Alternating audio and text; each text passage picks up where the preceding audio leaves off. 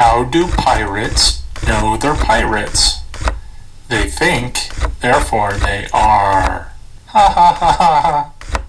Welcome back, everybody. Today I'm going to be showing you how to make a tattoo station for a pirate-themed party, in my case, a Halloween party. Very simple, with a couple of props that you can pick up from either Amazon or your thrift stores or so forth. Starting with a table. Now this is a table I actually picked up at a garage sale and I use it in my basement. And for my Halloween parties, it's kind of, you know, I'm always reusing things from around the house. So nothing is safe in my house when it comes to Halloween. It's going to probably get used in some fashion or another. But I really like this table. I use it in my Halloween parties all the time just because it's got a very nice round top, perfect for, you know, some sort of decorative fun object. This year it's going to be my tattoo station. So I'm going to start by covering this up with a tablecloth. Now I just picked up a round tablecloth from the Dollar Tree and I haven't tried this before, so let's go ahead and see how it looks. I'm a little on the fence because I like the way this table looks. I think it would be fine standing on its own, but dealing with my tattoo station with lots of water, I don't want to damage the table. So this might be a little big, but for $1, gonna live with it. But let's just open it up and see what we can do here.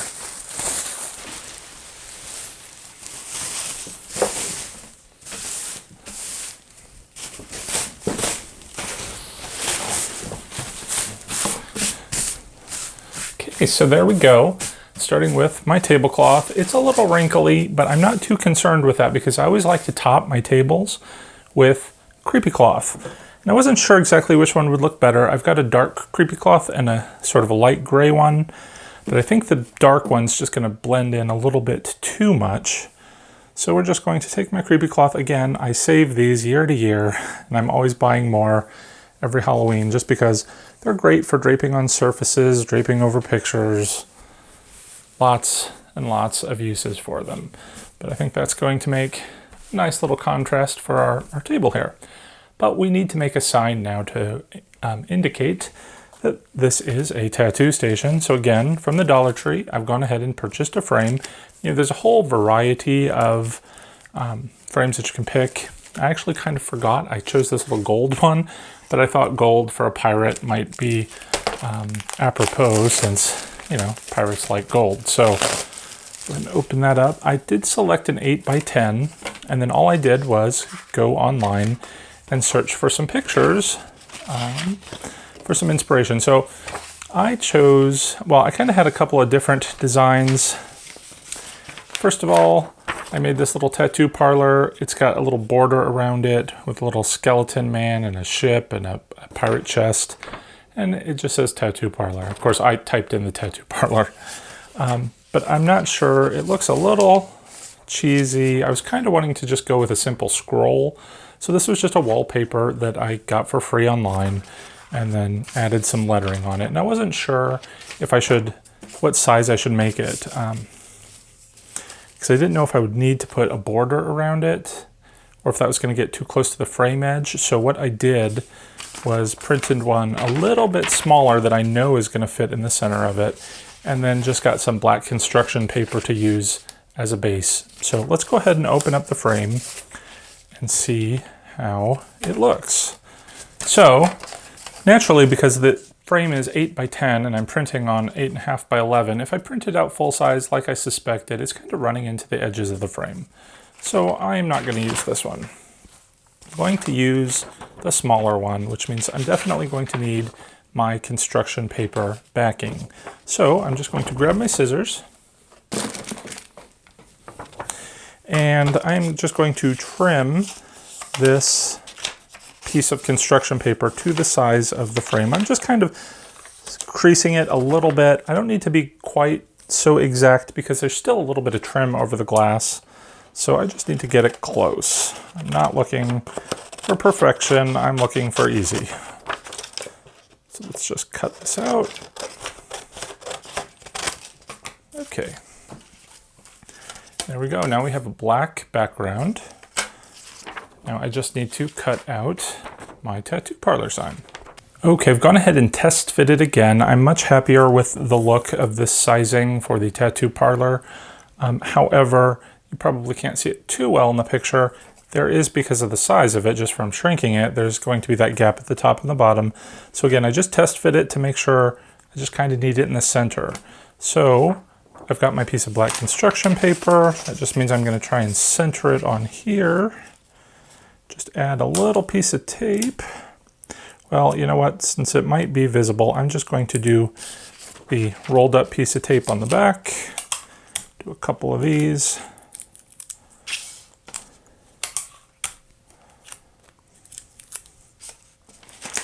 And kind of center it here as best I can.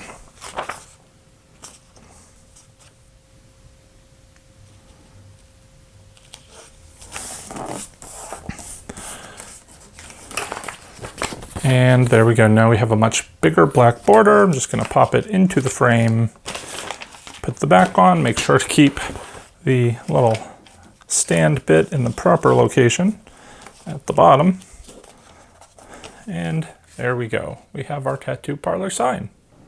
Next up, we need to put our tattoos somewhere. And one of my subscribers had suggested using a fishbowl, and I thought that was an excellent idea. Then I thought, why do I need to buy a fishbowl? Maybe I can find something. So I was actually looking around my workplace and we have these little bowls that we get rid of all the time because supplies come in these things. It's just a little plastic thing. It looks very much like a glass fishbowl.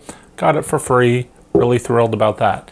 And what I've done to up this just a little bit is I did actually at one point have a little betta fish aquarium. I considered using it, but I just didn't like the shape quite as much as this. I love the geometric design of that. But I do have the base still from my original fishbowl, and it lights up. So I thought it's gonna fit perfectly there and light up my tattoo bowl. So love this. Again, reusing stuff. I hate to throw anything away because I know I might be able to use it sometime in the future. And here's the perfect example of that. I also have a bunch of these blue glass beads that I've used. Again, I bought them for several parties that I use them to mimic water because I like to use, well, for Halloween, for instance, I use them with my little skeleton fish. I have little glass bowls and I put a little skeleton fish in them. And I use this as the bottom.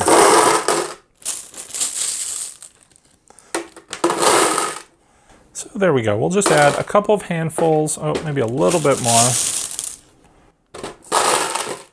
just to mimic the look of water in the bowl. There we go. All right, so then I thought, fishbowl, do I want to take it a step further? I have some little aquarium things. This aquarium thing is a little skull that I got. One of my coworkers had actually given it to me, and I think it would kind of look fun there in the bowl. Maybe not. It might take up too much room. Here's a little aquarium plant. We'll just stick right there behind it. Wedge it in the corner, just to give it a little bit of something. And then, of course, we need our tattoos. So I picked these up from Amazon. It was $4.70, and I'll put a link to them below if you like. But there are 6 different tattoo designs. There's a skull and crossbones, a pirate flag, another skull and crossbones, a treasure chest, a pirate ship, and a little parrot. So let's go ahead and pop these open. And we will just scatter them in the bowl.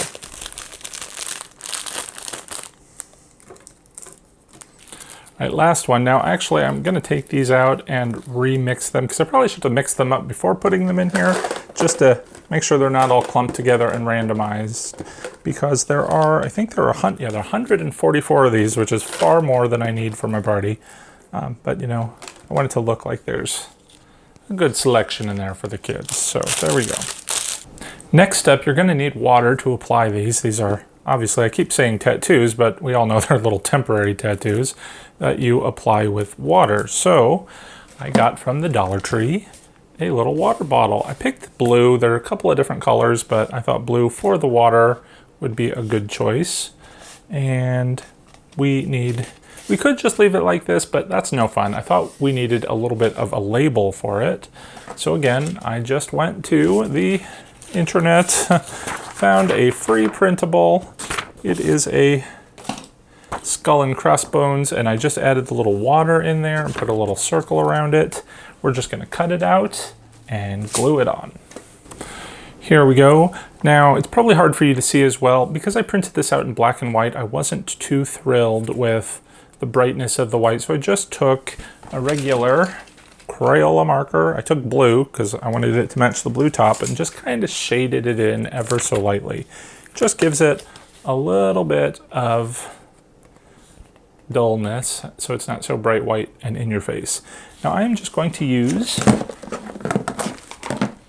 some Mod Podge. I'm going to glue it on and then put some Mod Podge over the top because, again, you're going to be using this to spray and water's going to drip on it. I'm going to try and seal it just a little bit so it doesn't get too messed up. I've never actually used Mod Podge on plastic before. I'm assuming it's going to work just as fine, just the same. Just going to put a quick coat on the sprayer itself and see if we can just place this on.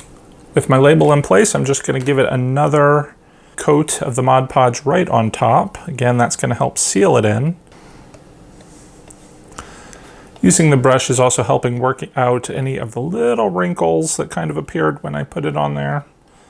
But I think a little bit of wrinkling is okay. And we're done. So this is going to dry clear, and now I have something that says water. Everyone's going to know that's what we need to apply these. It's not just poison as indicated by the skull and the crossbones. But now they're going to be wet. They're going to need to wipe themselves off. So I am just going to take a couple of these towels that I bought, I think at Marshall's, probably 5-7 years ago maybe. I've had these forever. I usually put them in my bathrooms as like little hand towels, but I think I'm going to put them in my pirate display this year because the little skull goes perfectly with my skeleton themed pirate area. And I think that is pretty much all we need for our tattoo station. Except I can't just leave it at this. I have to one-up it just a little bit. So let me show you what I've done. All right, because we have our fish bowl, we're gonna need some fish. So what happened to the fish? Here we go. We've got my little skeleton pirate fishing with my skeleton fish. I think that's going to draw people to the pirate tattoo station, add a little bit of humor and fun to it. He was very simple to make. I actually had, this was a talking skeleton that I bought from the at-home store a couple of years ago, on clearance of course, like to get my stuff on sale. And all I did was take a little bamboo stick, it was a decorative stick I had elsewhere in the house, and I just kind of propped it in place and zip tied it. You want to make sure if you're going to do this that you use the skeletons that really have the posable arms. And all I did was take my skeleton fish, he was from Target, but you can kind of get them anywhere now, add a little bit of twine, a couple of little pirate pieces here, and there you go. All right, so here we have it. It is my skeleton pirate tattoo station. I'm very proud of it. Let me know, what do you think? Is this something that you might be interested in doing, or have you done one in the past? I'd be happy to hear your experiences or suggestions on to how we can improve this.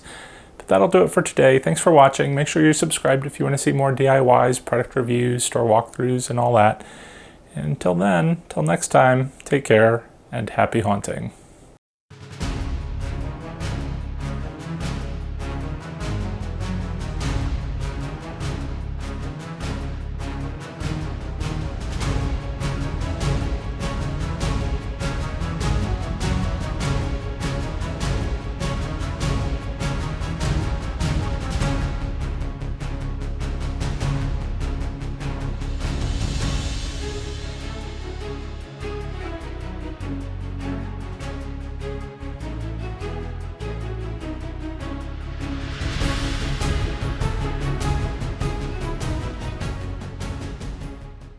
Feed the fish.